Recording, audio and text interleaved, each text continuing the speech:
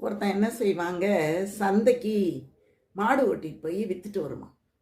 நல்லா இருக்கும் அந்த மாடு, நல்ல விலைக்கு போகும். அதே சந்தையில் அந்த ஊரில் இருக்கிற ஒரு பணக்காரன் ஒருத்தன் மாடு விற்க வருவான்.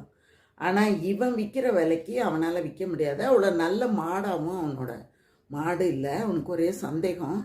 உடனே நிறைய விலைக்கு மாடு விற்கிறவங்ககிட்ட கேட்டார், நீ மட்டும் உன்னோட மாட்டை இவ்வளோ விலைக்கு விற்கிறியே, என்னால் அவ்வளோ விலைக்கு விற்க முடியலையே, என்ன காரணம் அப்படின்னு கேட்டார். அதுக்கு அவன் சொன்னான், நீ உன்னோட மாட்டை உன்னோட அடிமைகளை வச்சு வளர்க்க வச்சு நீ உன் மாட்டை வளர்க்குற.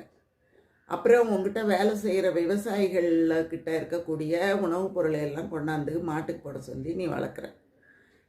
ஆக அடுத்தவங்களோட உழைப்பையும் திருடுற, அடுத்தவனோட வளத்தையும் திருடி நீ உன் மாட்டை கொண்டு வந்து விற்கிற.